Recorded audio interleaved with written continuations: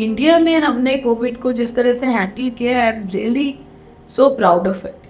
हर इंसान दर्द को नाप नहीं सकता है. इंडिया को लेके सभी डर रहे थे कि इंडिया कैसे मैनेज करेगा, हम तो सब साथ साथ रहते हैं एंड उस है ही नहीं सिस्टम की एक ऑर्गेनाइज स्ट्रक्चर में. But the way India handled and taught the world, ये जो स्ट्रेस और एंजाइटी से भी इम्यून सिस्टम वीक होता है. ये इम्यून सिस्टम भी मेटाबॉलिज्म से उसी तरह मैरिड है जैसे कोई भी और सेल का या बॉडी का सिस्टम. पैरोज हमें दिखती ही नहीं है यहाँ पे. So it's because of all the radiations we love to use in our microwave भी recently there have been news as well कि कैंसर में भी काफ़ी सक्सेसफुल रहा है वो थेरेपी. उसके बारे में एक रेफरेंस है सर. सो कैंसर के लिए it's called as kinetic antigen receptor T cell therapy. तो उसका नाम है कार टी सेल. अगर बात करें कि कैंसर की भी जो मात्रा है वो बढ़ रही है day by day. We are hearing about more and more cases were getting detected with cancer. तो आजकल टेस्टिंग ज़्यादा हो रही है इसलिए पता चल रहा है या शुरू से इतना ही था, सिर्फ टेस्टिंग की वजह से ज़्यादा पता चलना शुरू हो रहा है और या कैंसर अब ज़्यादा हो रहा है?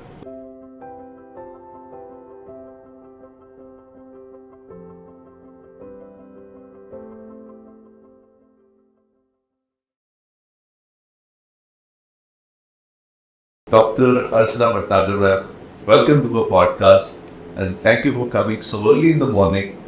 आज अपने हमारे दिन की शुरुआत में हमें बहुत सारी जानकारी मिलेगी हमारे इम्यून सिस्टम के बारे में भी और आपकी जर्नी के बारे में भी. तो सबसे पहले बहुत बहुत स्वागत है आपका इस podcast. Thank you, Supreet ji. I'm so happy to be here. This place is full of positive vibes. Enjoying the morning. Thank you. आपकी जर्नी के बारे में अगर हम बात करें, आप डॉक्टर बनना चाहते थे बट वो एक डेस्टिनी का चक्कर ऐसे ही घूमा कि आपने बायोकेमिस्ट्री पढ़ी, बीएससी भी की, फिर एमएससी की, फिर उसके बाद पीएचडी भी आपका by chance you went and sat for paper बिना तैयारी के और फर्स्ट ट्राई में आपने पीएचडी भी क्लियर कर लिया. Entrance test you clear that. So सबसे पहले तो हम आपकी जर्नी के बारे में थोड़ा जानना चाहते हैं. जैसे सेलिब्रिटीज की बात करते हैं वो तो पता चल जाती है, बट आप जैसे लोग जो हिडन सेलिब्रिटीज हैं और जो दुनिया में ऐसी चीजें कॉन्ट्रीब्यूट कर जाते हैं उनकी स्टोरीज नहीं पहुंच पाती. तो we want this story to come out. Thank you, Supreet, for asking about this. So in short, I came from a family where my father was a scientist himself.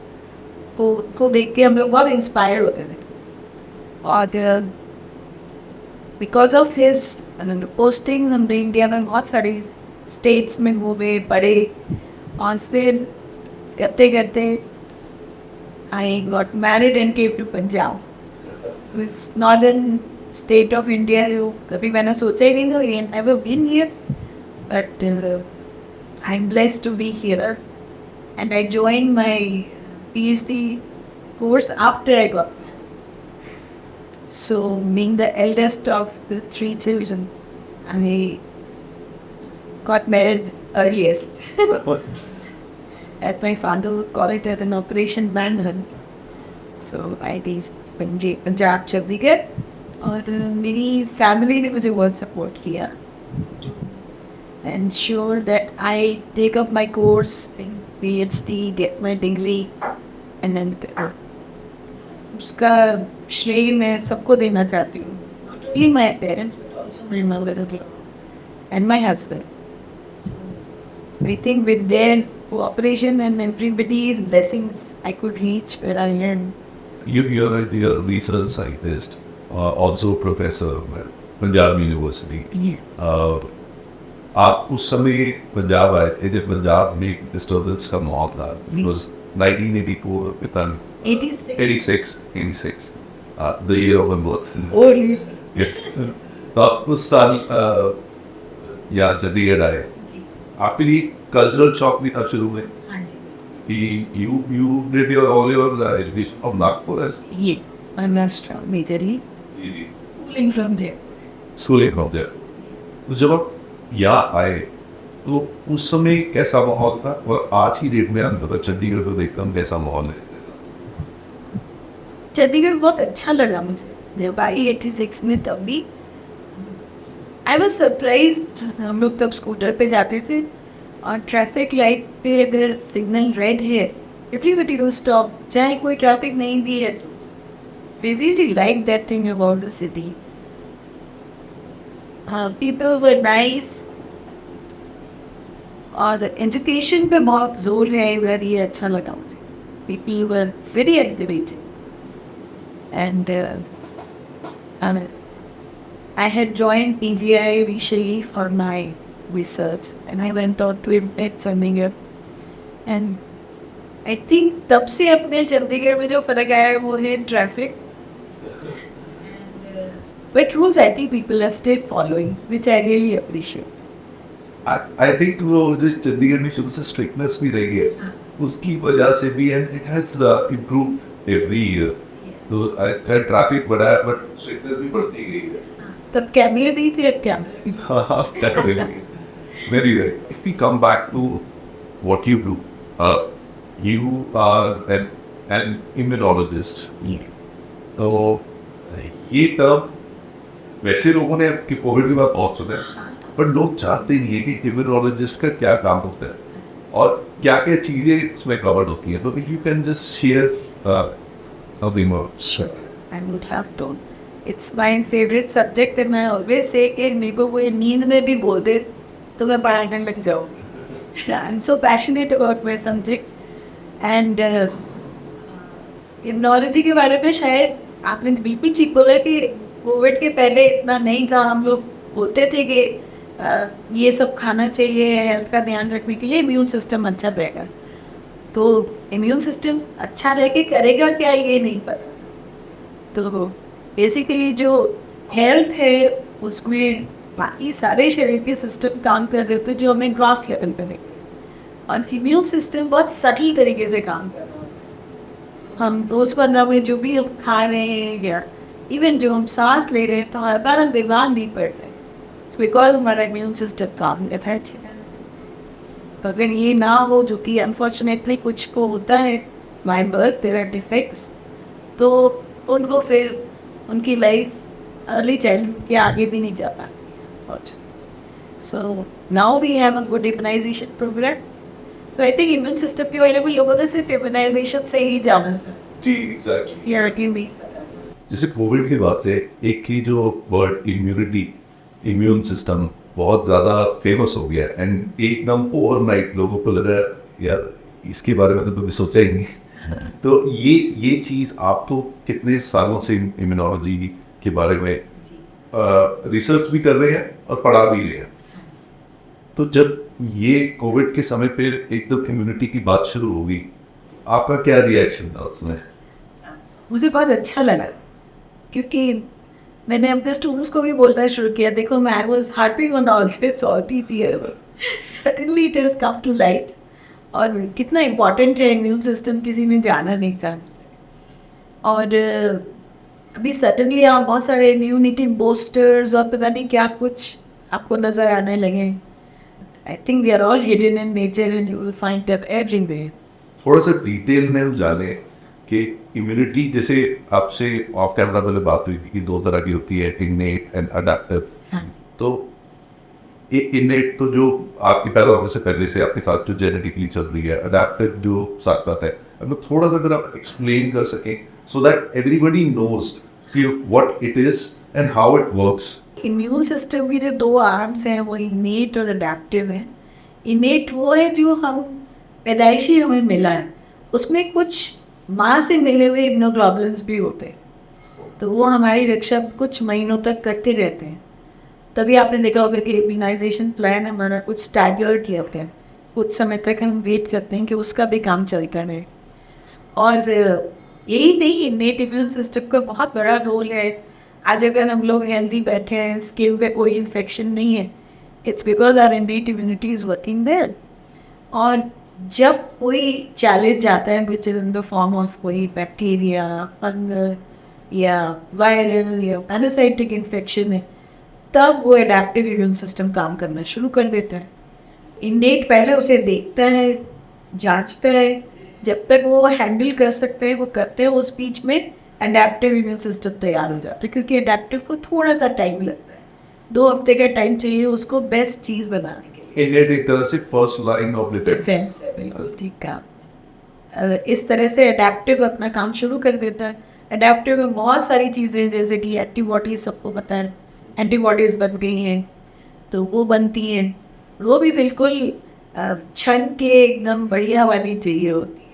वो system को पूरा तरीका पता है कि कैसे हमने उसको बेस्ट फॉर्म में पेश करना है। एंड इवन टी सेल्स भी चाहिए, जो वायरस अभी आपने देखा, वायरल इन्फेक्शन में हमें टी सेल्स की ज़रूरत ज़्यादा होती है, साइटोटॉक्सिक टी सेल बोलते हैं, तो वो भी बड़ी स्पेसिफिक होनी चाहिए।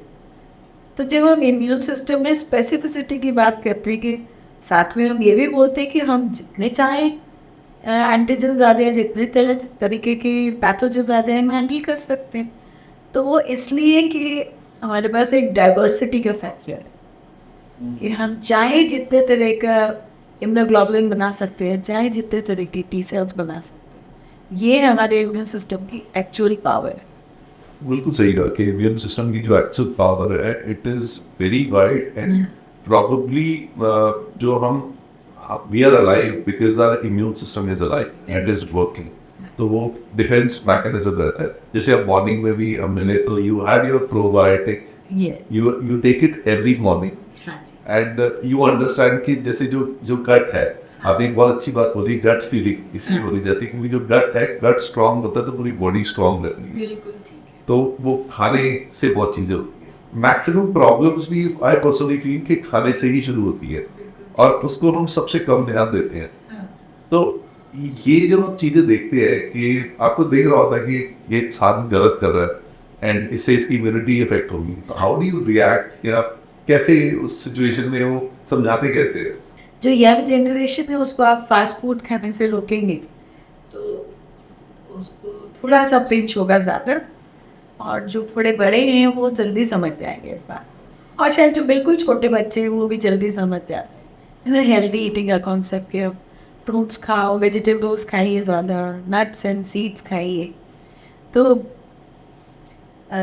शायद हम उसको अगर बहुत अट्रैक्टिव वे में अगर उनको पेश करें, कुछ अच्छी सी रेसिपी बनाकर, तो उनको शायद ज़्यादा अपीलिंग लगेगा। तो हेल्थ का मुद्दा एक तरफ बता के और उसको अट्रैक्टिव बना के, ये दोनों चीज़ों से मुझे लगता है कि हम कोई भी अच्छी चीज़ का न्यूट्रिटिव वैल्यू बताते हुए उनको एनकरेज कर सकते हैं कि टू कंज्यूम सच थिंग्स। जब कोविड हुआ था तो उस समय बेसिक बीमारियां भी कम हो गई थी क्योंकि खाना पीना बाहर का कुछ देर के लिए रुक चुका था एंड सब घर का खाना खा रहे थे एंड फ्रेश खाना खा रहे थे। तो एक तरह से इट इज़ एविडेंट, वो उस टाइम पे एक रियलिटी चेक था कि ये करने की ज़रूरत है जो हम नहीं कर रहे। And I think we all are collectively victims and culprits to the same, कि जब कोविड खत्म हुआ तो हम वापस उसी तरफ चले गए एंड मे बी शायद भूल भी हुए कि इम्यूनिटी ज़रूरी है। बट स्टिल वैसे काफ़ी अवेयरनेस बढ़ गई है कोविड के बाद से इम्यूनिटी की, इम्यूनाइजेशन की। सो इम्यूनाइजेशन को लेके दो पहले भी polio drops and India polio free भी हुआ है। सो इम्यूनाइजेशन को लेके अभी लोगों में कुछ अवेयरनेस बढ़ी है कि टाइमली इम्यूनाइजेशन जरूरी है and is it actually important? That's very important because immunisation के बिना बच्चों में बड़ी जल्दी जल्दी बीमारियाँ आ जाती थी। बहुत सारी स्टडीज़ हुई हैं, उन्होंने ये दिखाया है, कई रिपोर्ट्स हैं इंटरनेशनल लेवल पे भी और हमारी कंट्री के लेवल पर ICMR बताना है, और इंटरनेशनल WHO की रिपोर्ट्स आती हैं जिसमें पता लगता है कि इम्यूनाइजेशन जब बहुत इंटेंसली फॉलो हुआ तो बहुत सारी बीमारियों को हम काबू कर पाए। और आपने बिल्कुल ठीक बोला, पोलियो है, उससे पहले स्मॉल पॉक्स था जिसको हमने रेडिकेट कर दिया, और अभी कोविड ने भी ये दिखाया कि immunization could be the answer to any infection. So एक तो लोगों में जागरूकता आ गई, और कई तरह के लोगों से हम लोग इंटरेक्ट करते हैं, तब पता लगता है कि of people of every strata are now very aware of immunization. Recently मैंने नोट किया है कि immunization for the newborns are also all digitized. So you don't tend to miss any immunization schedule. Digitally, Mobile पे message आ जाएगा. I think that is a very good step. yes. India में हमने Covid को जिस तरह से handle किया, I am really so proud of it कि इतना बड़ा पॉपुलेशन का मुद्दा हो सकता था कि कैसे करेंगे हैंडल. सो हमारे भी सब में माना और जाना कि इम्यूनाइजेशन इम्पॉर्टेंट भी है और उसको करने से हम कितनी जानें बचा भी सकते हैं. इंडिया को लेके सभी डर रहे थे कि इंडिया कैसे मैनेज करेगा. हम तो साथ साथ रहते हैं एंड उस है ही नहीं सिस्टम की एक ऑर्गेनाइज स्ट्रक्चर में. But the way India handled and taught the world कि कैसे मैनेजमेंट करना, तो it's actually here moment of pride for us. Yes, we shared the vaccines with other countries who could not have afforded. जी. और हमारा record keeping बहुत अच्छा है. I remember I traveled to US shortly after the COVID was over, and while I carried everything in my phone as in my DigiLocker, the countries they were not so ahead of times. I don't feel. वहाँ पे कागज भी था और हमारे पास mobile में था. I felt very nice. The country is doing very well. Great take from your end as well, being the researcher. ये इंडिया digitally इतना ग्रो कर रहा है, it's ahead of even developed countries. Yes, very developed countries. अगर हम simple सा एक mechanism समझे लेमन में, ताकि सब समझ सके ये कैसे होता है. जैसे कोविड आया तो हमारी बॉडी में कोई डिफेंस मैकेनिज्म उसका नहीं था. हमारा इम्यून सिस्टम नहीं समझ पाया कि कैसे लड़ना है. इस वजह से Covid was a big problem. This is जो एज अ लेमन मुझे भी समझ आता है. तो इसी वजह से हम अपनी इम्यूनिटी को बढ़ा रहे थे ताकि वो और फाइट आउट कर सके. और अगर कोविड वायरस हिट भी कर दे तो उसको वो जल्दी चले जाए बिना अफेक्ट किए बाकी और. इज इट जो मैं बोल रहा हूँ सही बोल? आप बिल्कुल सही बोल रहे हैं. एक ही ऐड कर सकते हैं कि कोई भी इन्फेक्शन जब अंदर घुसता है उसको हैंडल करने के बहुत सारे तरीके. जो इम्यून सिस्टम है वो उस तरीके को वायरस के लिए अलग रखता है, बैक्टीरिया के लिए अलग रखता है. ऐसे उसने अपने हैंडल करने के मैकेनिज्म्स बनाए. जो आपने सुना होगा कोविड के दौरान लंग्स में एक साइटोकाइन स्टॉर्म की बात होती है. जी जी. तो जनरली भी जब भी कोई इन्फेक्शन होता है तो साइटोकाइंस रिलीज होते हैं. तो जो साइटोकाइंस रिलीज होते हैं वो थोड़ी अमाउंट में होते हैं जो कि इन्फ्लेमेशन बढ़ाते हैं. एक तरह से वो सिग्नल बनाते हैं कि बाकी सेल्स को यहाँ आके काम करना है. फिर थोड़ी देर बाद जो एंटी इन्फ्लेमेटरी हैं वो आ जाते हैं और उनको शांत कर देते हैं. कोविड के केस में ऐसा नहीं हुआ. जो इन्फ्लेमेशन वाले थे वो बहुत ज़्यादा तादाद में बढ़ गए और हम उसको कंटेन नहीं कर पा रहे. इसलिए बहुत सारे लोग साइटोकाइन स्टॉर्म के कारण they could not overpower the infection. जिस चीज़ के लिए वॉरी करना जोन पा सकता हाँ जी sir. So one was trying to put that inflammation down. So I think the main idea behind any kind of infection is कि थोड़ी देर इन्फ्लेमेशन बढ़ जाए और एक पर्टिकुलर थ्रेशोल्ड के बाद उसको सबड्यू भी करा जाए. And there are regulatory mechanisms for it. There are cells which will regulate it. They will make molecules which will regulate it. So वहाँ पे कहीं ब्रेक हुआ होगा तभी ये स्टॉर्म जो था अनकंट्रोल्ड. जिससे ब्लैक फंगस. हाँ जी, ब्लैक फंगस अगेन बिकॉज उसके दो रीज़न जो मुझे समझ आते. एक तो जिनको हॉस्पिटलाइज होना पड़ा तो उनके लिए वो ज़्यादा था. Not for people who are not hospitalize. Nosocomial हाँ इन्फेक्शन जो हॉस्पिटल बोर्न होते हैं तो वो रहे होंगे. और फिर स्टाफ की भी कमी, मैन पावर की कमी हो रही थी क्योंकि वो खुद भी इन्फेक्ट हो रहे थे. तो less people operating the same thing and being over used. हमें कभी किसी का पानी नहीं चेंज हुआ है because oxygen was being flushed into through the water, तो वो उसके कारण फंगस का इन्फेक्शन हुआ है.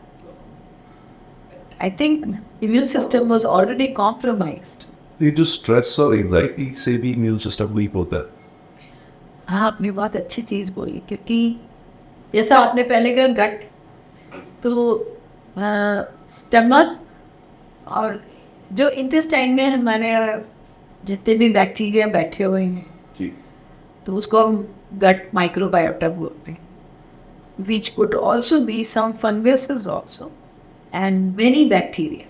बहुत सारे बैक्टीरिया, उसमें से उनका एक रेशियो रहता है. अगर ये रेशियो है तो आपका गट हेल्दी है, और अगर गट हेल्दी है तो जो गट ब्रेन एक्सेस काम करता है वो भी हेल्दी रहता है. There is a direct relationship between the gut and the brain, the gut and the lung. So सारे सिग्नल्स अगर हेल्दी गट के हर टिश्यू और ऑर्गन तक सही पहुंचे तो सब ठीक रहेगा. और जो आपने स्ट्रेस और एंजाइटी का बोले, तो स्ट्रेस और एंजाइटी के टाइम पे शरीर कुछ हार्मोन्स रिलीज करता है, और ये हार्मोन्स सिग्नल जाके देते हैं जिससे कि लड़ने के लिए हम कुछ चीज़ों से डिस्ट्रैक्ट हो जाते हैं, और उस समय हमारा इम्यून सिस्टम थोड़ा सा नीचे आ जाता है. अच्छा, डिस्ट्रैक्ट हो जाते हैं. हाँ, सिस्टम था in place but we diverted it. एक जैसे एक हार्मोन है, कोर्टिसोल की बात करते हैं. हाँ. तो कोर्टिसोल भी इम्यून सिस्टम को स्लो करता है. ये इसी वजह से डिस्ट्रैक्ट कर देता है कोर्टिसोल. हाँ जी, उसका भी रोल है. तो there is a line of we call it as HPA, that is hypothalamus pituitary adrenal axis. So right from the hypothalamus to the pituitary to the adrenal glands which are sitting on the kidney. तो ये पूरा access जो है वो सही तरह से अगर काम करेगा तो सब कुछ हेल्दी है. जब आप एंशियस होते हैं या स्ट्रेस में रहते तो ये एक्सेस भी गड़बड़ा जाता है, और ये इम्यून सिस्टम से डायरेक्टली रिलेटेड. सो इन्फ्लेमेटरी साइटोकाइन्स का ट्रिगर होना unnecessarily is also harmful, and that's how we result in a weakened immune system. एक शब्द है आई थिंक जिसमें आपने भी बहुत रिसर्च की है, that is auto immune disorder. अब जैसे ऑटो इम्यून अगर वैसे लेबल बोले तो इसका मतलब ऑटोमेटिकली इम्यून सिस्टम चल रहा है, but it is the other way round. तो इम्यून सिस्टम उल्टा चलना शुरू हो जाता है. तो ये थोड़ा सा इसके बारे में मैं जानना चाहूँगा, और आपकी कुछ रिसर्च इसके ऊपर है उसके बारे में. सो ऑटो इम्यून वर्ड जो है ना, वो ऑटोमेटिक ना होकर ऑटो मीन्स हमारे ही against. So it's like against our own self. So क्या होता है कि कुछ कारणों से, जो कि उनमें से नंबर 1 है एजिंग, नंबर 2 है बहुत इन्फेक्शंस किसी को हुए हों, और आगे उसकी जाएँ तो बहुत सारे फैक्टर्स हैं जिन्होंने बहुत दवाइयाँ खाई हुई होती हैं. तो उन सब लोगों को थोड़ा सा ऑटोइम्यून डिसऑर्डर्स की टेंडेंसी ज़्यादा होती है. कुछ को सनलाइट के एक्सपोजर से होती है. तो इसमें क्या होता है कि अपने ही सेल्स कुछ टूट के, और जब घूम रहे होते हैं सेल्स तो डैमेज होते ही रहते हैं, पर उनको स्कैवेज करने की भी पावर हमारे अंदर है, और अब जल्दी से जैसे कूड़ा हुआ तो बटोर के और क्लीन कर दिया. इन लोगों में वो क्लीन नहीं हो पाता, और कूड़ा समझ लीजिए बना हुआ है. तो सेल की अंदर जो चीज़ें छुपी हुई थी वो बाहर आ गई. नॉर्मली हमारे शरीर ने सेल के अंदर की उन चीज़ों को कभी देखा नहीं है. तो जब वो ऐसे बाहर बिखर गई तो हमारे शरीर को, इम्यून सिस्टम को लगा कि ये तो कुछ आउटसाइडर है, ये कुछ गलत चीज़ घूम रही है, तो उसके लिए रिएक्ट करना शुरू कर देते हैं. And that is what is auto immune. हम अपने ही प्रोटीन्स, न्यूक्लिक एसिड्स या किसी इन चीज़ों के अगेंस्ट हम एंटीबॉडीज बनाना शुरू करते हैं. इनके अगेंस्ट ही. हाँ. इससे क्या क्या सिचुएशंस करो. अब ये जो हमारे ही प्रोटीन्स एंटीबॉडी के साथ बैठ गए तो ये बड़े बड़े क्लम्प्स बनेंगे. अब ये कहीं भी बैठ सकते हैं. जब ये जोड़ों में जाके ऐसा होने लगे तो आर्थराइटिस हो जाती है, रूमेटॉइड, या फिर किडनीज में हो तो ग्लोमेरुलर नेफ्राइटिस हो जाता है. शरीर के कई सारे टिश्यूज़ में ऐसे एंटीबॉडीज़ बनने लगती हैं और डिपॉजिट होने लगती हैं, तो मल्टी ऑर्गन फेलियर्स होते हैं, मल्टी ऑर्गन इन्वॉल्वमेंट होता है, उसमें से ल्यूपस एक है। तो ऑटो इम्यून डिसऑर्डर्स बहुत तरह के हैं, ऑर्गन स्पेसिफिक भी हैं और पूरे शरीर में होने वाले भी हैं। जैसे आर्थराइटिस आप देखोगे कि जॉइंट्स में ही होता है। तो इस तरह से अपने ही शरीर के उन मॉलिक्यूल्स को जो कि पहले हमने नहीं देखा है, उनको एकदम देखते ही हम रिएक्ट करते हैं, तब वो ऑटोइम्यून डिसऑर्डर्स।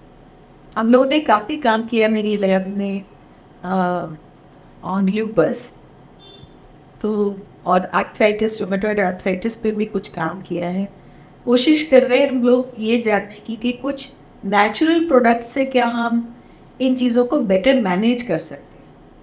ट्रीट तो नहीं बोलूँगी मैं, क्योंकि ट्रीट करने के लिए एलोपैथी है and there are lots of drugs, बहुत अच्छी रिसर्च हुई हुई है, पर कुछ नेचुरल कंपाउंड्स हैं जिनकी मदद से हम इन लोगों को अपना इनका जो डिसऑर्डर के कारण जो तकलीफ़ें हैं उसको हम कम कर सकें। जैसे कि अश्वगंधा है, उसको बैटाडिया सोमनीफेरा के नाम से बोलते हैं, आप जानती हैं। तो उसमें से कुछ उसके एक्सट्रैक्ट्स हैं जो they are known to reduce the inflammation. फिर जो ग्रेप्स में मिलता है रेसवेरेट्रॉल, जी बहुत अच्छा कंपाउंड है, उसके ऊपर भी हम लोगों ने काम किया। सो हम लोग एनिमल मॉडल बनाते हैं इस डिसीज का, तो विच मिमिक्स की जैसा पेशेंट्स में होता हो काफ़ी हद तक। और फिर फिर हम ये नेचुरल कंपाउंड्स देके उसका इन्फ्लेमेशन कम करने की कोशिश करें। तो वो हम इन्फ्लेमेटरी मार्कर्स यूज़ करते हैं, जैसे कि साइटोकाइन जो इन्फ्लेमेशन वाले हैं वो कम हो रहे हैं कि नहीं, इन्फ्लेमेशन घटाने वाले साइटोकाइन बढ़ रहे हैं, और ऑर्गन्स में ये एंटीबॉडीज़ का कॉम्प्लेक्स डिपॉजिट होना कम हो रहा है कि नहीं, ये सब हम लोगों ने देखा है कई तरह के कंपाउंड्स यूज़ करके।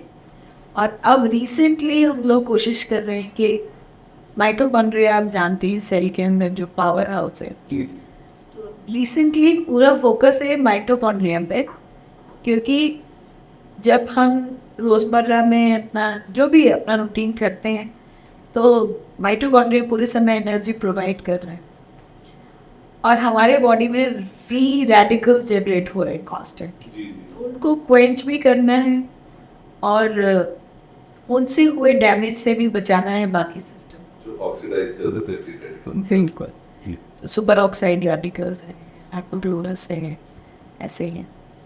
तो माइटोकॉन्ड्रिया पे फोकस है अभी, सब लोग माइटोथेरेपी की तरफ जाना चाहते हैं। माइटोथेरेपी? हाँ जी, कि माइटोकॉन्ड्रिया को उसके डिसफंक्शन मोड से फंक्शनल मोड में लाया जाए।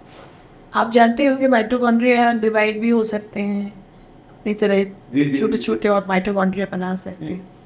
तो अगर कुछ माइटोकॉन्ड्रिया का फंक्शन खराब हो गया तो हम फंक्शनल माइटोकॉन्ड्रिया को बढ़ावा दें, इस तरह की माइटोथेरेपी की भी बात चल रही है। और ये ऑलरेडी प्रैक्टिस में आ चुका है। People have started looking for it.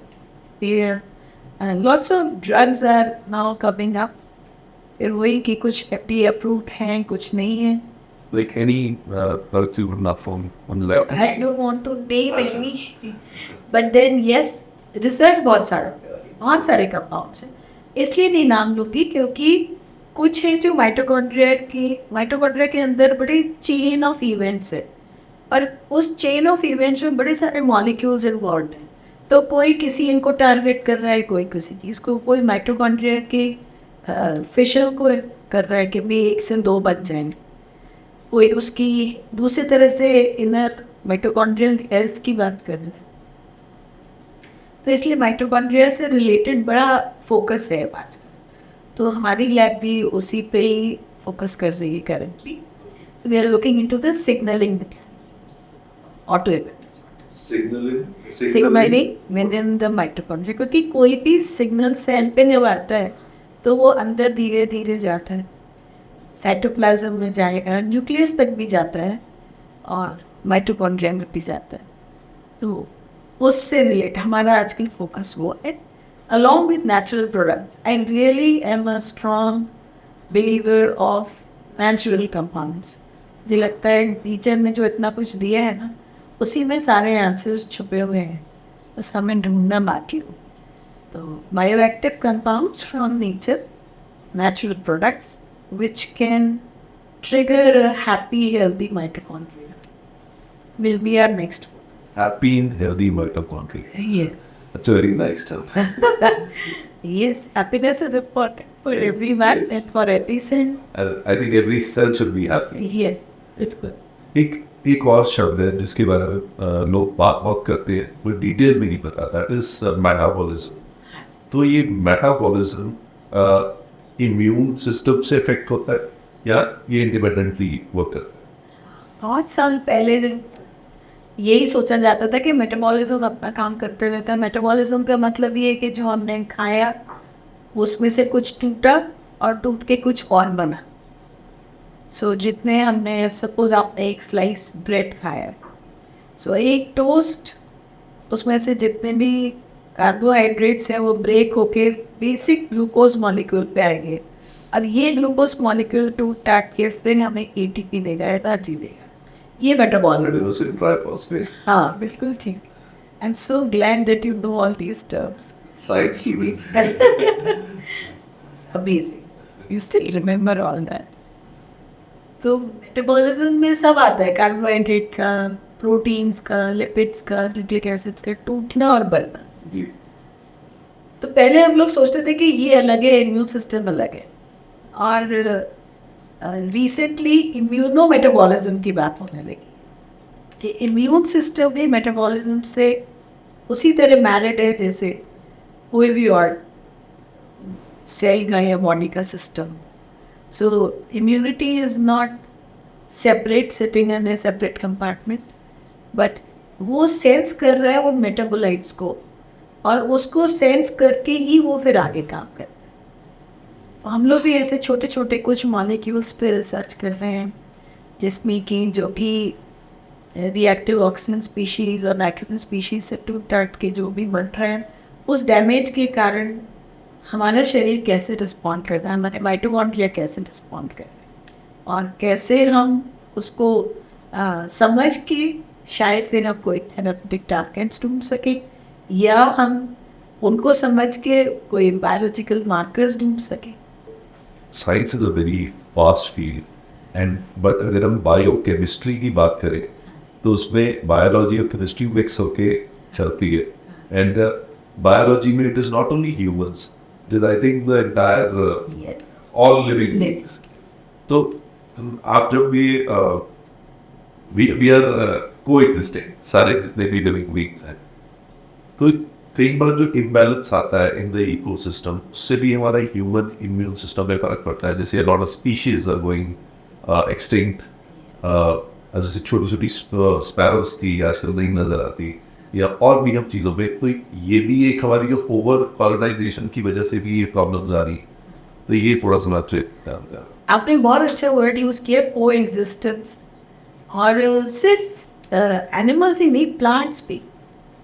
So we were supposed to be coexisting with plants and other living organisms, चाहे वो एक छोटा सा प्लैंकटन क्यों ना हो, से लेके हम humongous animals also we can think of.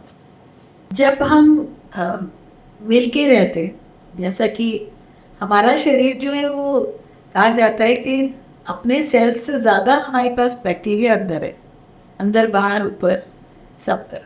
मतलब हमारी सेल्स कम है, हमसे कहीं ज़्यादा बैक्टीरिया हमारे साथ है. सो को एग्जिस्टेंस तो यहीं से शुरू हो जाता है कि जस्ट लाइक अस, जितने भी लिविंग ऑर्गेनिजम्स हैं उनके साथ कुछ ना कुछ और बैक्टीरियल स्पीशीज़ ग्रो हो रही हैं, साथ में चल रही हैं. एंड रिसेंटली अब तो ये भी कहा जाता है कि कुछ फंगल स्पीशीज़ भी हमारे इंटेस्टाइन में रहती हैं, which are helping us. So we call it is microbiota. Micro is for bacteria. Okay. Mycobiota is for fungal species जो हमारे अंदर साथ भी रहे हैं. पर ये माइक्रोबायोलॉजी में आता है. ये हाँ आएगा माइक्रोबायोलॉजी में, पर we'll all be together like this. Okay. सो जब इकोसिस्टम जब भी गड़बड़ाता है तो nature is so beautifully balanced that a small change we try to manage, adapt करके हम उसको ठीक करने की कोशिश करते हैं, पर a large change will not be so easy to adapt. जैसे आपने बोला कि स्पैरोज हमें दिखती ही नहीं है यहाँ पे, so it's because of all the radiations we love to use in mobile, microwave. तो फिर हमें ये तो देना पड़ेगा इसका। सो जितने भी स्पीशीज हैं we have to learn to live together to have a healthy environment. और नहीं पता कौन किस समय कहाँ कनेक्टेड है हमारे web of life. You know there is a big pyramid, यहाँ पे the largest of the animals से लेके द स्मॉलेस्ट तक। So and we all are connected. एक भी कम ज़्यादा हुआ तो स्पीशीज़ का नंबर गड़बड़ जाता है। और आपने भी बोला कि बहुत सारी एंडेंजर्ड स्पीशीज़ है और कुछ एक्सटिंक्ट भी हो गई हैं। तो इम्यून सिस्टम इसलिए भी हम सबसे जुड़ा हुआ है क्योंकि हम उतने ही प्रकार के एंटीजन्स देख देख के उसके अगेंस्ट इम्यून रिस्पॉन्स बनाना जानते रहे। और जितने हम देखेंगे उतना अच्छा हम सीखेंगे। मैं तो कहती हूँ थाइमस जो है वो हमारी यूनिवर्सिटी है जहाँ पे टी सेल्स को सिखाया पढ़ाया जाता है। जितने एंटीजन्स हम देख पाएंगे उतना ही हम अपने टी सेल्स को तैयार कर पाएंगे बेटर। थाइमस के बारे में थोड़ा सा मैं जानना चाहूँगा कि थाइमस एग्जैक्टली क्या होता है, कहाँ होता है और कैसे ये फंक्शन। थाइमस बड़ा छोटा सा है, बटरफ्लाई शेप्ड है, sitting right here just like over my heart, and till the time we reach puberty वो अच्छा बड़ा हेल्दी होता है and gradually उसका involution शुरू हो जाता है as we grow। तो उसको उसका काम ऑलमोस्ट ख़त्म है क्योंकि उसने बहुत सारे टी सेल्स को पढ़ा के निकाल दिया है। और इंटरेस्टिंग चीज़ ये है कि उनमें से कुछ सेल्स मेमोरी टी सेल्स हैं जो कि मेमोरी बना के और बैठ गए। जब भी कभी एंटीजन आएगा ये वापस आ जाएंगे और काम करना शुरू कर देंगे। सो एंगस ने पूरा अपना रोल प्ले किया है from the birth till we are 13 to 14 15 years of age, and till then जितनी चीज़ों पे वो रिएक्ट करके तैयारी कर सकता था उसने करा दी। ये भी माना जाता है कि जब एज ज़्यादा होने लगती है तो इम्यून सिस्टम, क्योंकि थाइमस उतना एक्टिव नहीं है, तो इम्यून सिस्टम भी एज होने के कारण बहुत सारी बीमारियों को नहीं टैकल कर। तो थाइमस एक तरह से एक टीचर का रोल यूनिवर्सिटी है पूरी, पूरा इतने सारे सेल्स को पढ़ा के निकालना है। और फेल भी बहुत होते हैं, पास कम होते हैं उसमें, क्योंकि अगर हो जाएंगे ज़्यादा पास unnecessarily तो autoimmune disorders हो जाएंगे। So that is also a reason। balance हाँ। If we talk about T cell therapy, अभी recently they have been used as well कि कैंसर में भी मेरे को एग्जैक्ट नहीं ना, तो वो कैंसर में भी काफ़ी सक्सेसफुल रहा है वो थेरेपी। उसके बारे में अगर डिफरेंशिएट सर। सो कैंसर के लिए it's called as kinetic antigen receptor T cell therapy. तो उसका नाम है कार टी सेल थे। Yes, CAR T cell. हाँ, ट्यूमर सेल्स को पहचानना और उनको मारना ये काम कर रहा है ये कार टी सेल। तो ये इसलिए भी सेफ है क्योंकि हम पेशेंट से ही सेल लेते हैं और उसके ऊपर कुछ काम करके मॉडिफाई करके उसके अंदर वापस। तो ये सिर्फ कैंसर के लिए नहीं है, ये हमें पता है कि कैंसर के लिए यूज़ होता है, पर ये ऑटोइम्यून डिसऑर्डर्स के लिए भी यूज़ हो सकता है और बहुतों के लिए भी और हो सकता है जिसके ऊपर काम चल रहा है। But yes, and I am happy to learn that अभी पेपर में आए थे कुछ समय पहले के in India also we are well empowered to use the CAR T cell therapy for cancer patients now. Can this revolutionize the way cancer is treated? Yes, certainly for many of them। अगर बात करें कि cancer की भी जो मात्रा है वो बढ़ रही है day by day, we are hearing about more and more cases वो getting detected with cancer। तो आजकल टेस्टिंग ज़्यादा हो रही है इसलिए पता चल रहा है या शुरू से इतना ही था सिर्फ टेस्टिंग की वजह से ज़्यादा पता चलना शुरू हो रहा है और यहाँ कैंसर अब ज़्यादा हो रहा है? हाँ, ये बड़ा कॉम्प्लेक्स है, इसके बड़े सारे पैरामीटर्स हैं। नंबर वन कि आपने जैसा बोला कि टेस्टिंग बहुत होती है, हमारे पास अवेयरनेस है, मार्कर्स हैं कि भी अगर ये मार्कर बढ़ा हुआ है तो ये कैंसर है। पॉपुलेशन बहुत बढ़ गई है, पहले कम लोग हुआ करते थे, सिंपल लाइफ थी और होता था कैंसर तब भी, डिटेक्ट नहीं हो पाता था और लोग उसका पूरा शिकार बन जाते थे।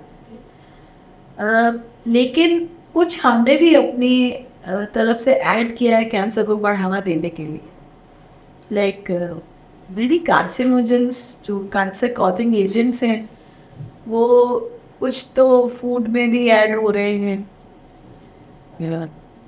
कुछ हम लोग की हैबिट्स ऐसी हो गई हैं कि हम बहुत सेडेंटरी लाइफस्टाइल बना के रखते हैं, तो उससे भी है। पेस्टिसाइड्स का भी ओवर यूज वो मैं सोच रही हूँ कि मैं किस तरह बोलूँ, क्योंकि 100% उनको भी रिस्पॉन्सिबल नहीं कह सकते, लेकिन है तो उनका भी बहुत यूज़ है, क्योंकि जैसा मैंने कहा ना, पॉपुलेशन बढ़ गई तो ज़रूरतें बढ़ गई, तो हमको ज़्यादा खाना चाहिए, ज़्यादा सब्जियां चाहिए, वो ज़्यादा करने के चक्कर में we are in order to supply everything to everyone in large numbers, we are overdoing things. Produce बढ़ाने के लिए थोड़े आर्टिफिशियल मेथड्स का यूज़ कर रहे हैं, पेस्टिसाइड्स भी हैं, कुछ फर्टिलाइजर्स भी हैं जो ज़्यादा यूज़ होने पर मुश्किल कर सकते हैं। तो ये सारे parameters I think they all equally contribute to cancer. फिर जैसे smoking is on the rise, people are chewing tobacco, so all this वो भी ज़्यादा मात्रा में अवेलेबल है आजकल, इसकी भी वैरायटी अवेलेबल है, तो इसलिए भी आई थिंक पब्लिसाइज भी बहुत ज़्यादा होता है। हाँ जी, I think that those are the reasons we can let this one thing for It's a overall change in the dynamics of the world, I think, which is very, very rightly said. So you've done more than आपने 85 से ज़्यादा research publications you have written, and you have 2 patents and mapped in your name as well. So मैं उन publications में से जानना चाहता हूँ कि मेडिसिन रिलेटेड भी काफ़ी है, आपने आई थिंक ड्रग इंटरैक्शंस के ऊपर भी शायद लिखी है, तो वो उसके बारे में अगर इफ यू कैन शेयर कि कोई ऐसी पब्लिकेशन जो बहुत ही इंटरेस्टिंग रही हो, और या फिर जो आपने पेटेंट जो आपको क्रैक हुआ है, कोई ऐसी इंटरेस्टिंग सा कोई किस्सा उसका बता सकें जी। तो मैं पेटेंट के बारे में बात करना चाहूँगी। पब्लिकेशन सारे साइंटिस्ट करते हैं, हाँ जी, और उन्हीं में से ही पेटेंट का भी ऐसा हुआ कि मैं हमेशा सोचती थी कि शायद मैं पेटेंट तो नहीं कर पाऊँगी, and to my surprise there was this student of mine, एंड हम लोग आर्थराइटिस, रूमेटॉइड आर्थराइटिस पे काम कर रहे थे, तो we used to talk to patients, PGI के साथ मेरा कोलैबोरेशन है, तो हम लोग मिलके काम करते हैं। कितना दर्द होता है, वही दर्द हर पेशेंट, हर इंसान दर्द को नाप नहीं सकता है, और हर एक का टॉलरेंस लेवल अलग होता है। There is no pedometer. There is no pedometer. So what me and my students we thought कि क्यों ना हम कुछ ऐसा, ऑलरेडी आर्थराइटिस के लिए डिजीज सीवियरिटी इंडेक्स होता है कि भाई कितना डिजीज़ है, उसमें उनके कितने जॉइंट्स इन्वॉल्व हैं, कौन सी एंटीबॉडीज़ हैं उसके शरीर में, इन पे बेस्ड एक एनालिसिस होता है और एक फिगर आ जाता है जिससे पता लग जाता है कितनी सीवियर। उनमें से एक है pain. People would not be able to gauge कितना पेन है, तो हम लोगों ने सोचा एज बायोकेमिस्ट क्यों ना हम कुछ एंजाइम्स एनालाइज करना शुरू करें कि इन जिसमें ज़्यादा सीवियर है उसमें कौन सा एंजाइम ज़्यादा होता है। तो अगर मैं बिल्कुल बेसिक तरह से बोलूँ तो जब हम लोगों ने किया तो हमें कुछ इंटरेस्टिंग मिला, सो वी थॉट कि क्या करें, इसको पेटेंट करा जाए। तो वो मेरा पहला पेटेंट था, तो समझ नहीं आ रहा था कि उसको हम पेटेंट कर भी पाएंगे कि नहीं, but with the help of the right people we could find a patent. और इंटरेस्टिंगली वो जो डॉक्टर्स हमारे साथ जिनके साथ मैं काम करती हूँ उन्होंने बोला कि आप बैठ के इसका स्कोरिंग करा करो तो the student would do the scoring and we got really good results. So that patent came out of nowhere. हम लोग काम कुछ और कर रहे थे और पब्लिकेशन था उससे रिलेटेड, बट पेटेंट हमने इस पे बताया, डिजीज सिवियरिटी नापने का. सो और उसमें पेन एक तरह से गेज अप कर पाएगी. पेन को तो गेज कोई नहीं कर पाता, तो हमने एंजाइम लेवल्स को करना शुरू किया. आइडिया लग जाता. As biochemist we did some enzymes कि जो कम डिजीज सिवियरिटी वाला है, जो ज़्यादा है या जो मॉडरेट है, इनको कैसे डिफ्रेंशिएट ये निकालना शुरू किया. क्योंकि pain could not be manage and have been understood by calculating. एक ये था, और दूसरा जो मेरा पेटेंट है वो is a true example of serendipity. क्योंकि we were working on an diabetic model of rat और हम लोग कुछ काम और कर रहे थे. तो बीच पे मेरी लैब में एमएससी के बच्चे भी होते हैं जिनको हम काम कराते हैं ना, नैनो पार्टिकल्स और उनको लॉक करना है hydrogel. We were working on that and my student said कि इसमें हम क्यों ना इंसुलिन डालते हैं नाइट्रोजेल में और लैब पे लगा के देखते हैं. We took ethical clearance for that और जब किया तो उसमें कुछ अच्छे रिजल्ट्स आए. सो out of nowhere we got a patent from this study. So science is really very very interesting. आप innovate कहीं से भी कर सकते. कई बार ऐसे भी होता है कि आपने कोई चीज़ सोची नहीं होती, प्लान नहीं होती, बट वो चीज़ आप करने लग जाते हैं या वो एकदम ही आपके सामने वो एक डिस्कवरी बन जाती है. हाँ जी, ऐसा होता है आपके साथ? बिल्कुल होता है, बिल्कुल. और अभी रिसेंटली भी हम लोग कुछ काम कर रहे हैं जो कि शायद पेटेंट हो जाएगा मेरे साथ में. तो हमने उसको सोचा नहीं था. डायबिटीज़ के एक मॉडल पे हम काम कर रहे हैं और एक मेरे पास स्टूडेंट आ गई है जो बायोइन्फॉर्मेटिक्स करती है, इन सिलिको स्टडीज़. तो हमने कुछ एक मॉलिक्यूल निकाला है जो ढूंढा है उसने. तो उससे इंसुलिन की दो चीज़ें हैं ना, सेंसिटिविटी और रेजिस्टेंस. तो उनके एक एस्पेक्ट पे हम लोग उससे काम करेंगे. We had not thought कि वो इतना अच्छा काम कर जाए. So let's hope कि it will work fine. But the other examples are of the ones which I got patent. Oh, this is amazing. एक साइंटिस्ट ये सब चीज़ें कैसे कर पाता है? मैं फर्स्ट क्वेश्चन मैंने शायद आपसे उल्टा पूछ लिया, कोई इंसान साइंटिस्ट कैसे बनता है? हर एक में है scientist. I think all of us are great innovators and great scientists. और मैं आपको बताऊँ, मुझे कुकिंग का बड़ा शौक है और when I'm in my kitchen I am as if I'm in my lab. Okay. So I'll innovate, I'll experiment और मुझे बड़ा अच्छा लगता है. So I think जो भी जिस फील्ड में होता है, अगर आप बस एक रैशनल थिंकिंग रखो और थोड़ा सा लॉजिक लगा लें तो वो सब जगह में, तो हर एक व्यक्ति एक साइंटिस्ट है मेरे हिसाब से. And small things you will find that people can do something unique in. और ये जो स्टूडेंट्स आते हैं हमारे यहाँ, ये बड़े छुपे रुस्तम होते हैं. They can do a lot. You just have to unleash their potential. मैं तो सिर्फ एक मीडिएटर हूँ, काम तो बच्चे करते हैं. ये चीज़ सही गाइडेंस बहुत ज़रूरी है. एंड आई थिंक वो दिशा दिखाना, अगर आप दिशा दिखा दो तो कई बार कोई चीज़ सामने पड़ी होती है, we are looking this way, but वो चीज़ वहाँ होती है. तो गुरु आई थिंक वो दिशा सही कर देते हैं एंड उससे वो चीज़ सही जगह दिखनी शुरू हो जाती है. एंड पर वो गुरु की बहुत ज़रूरत होती है.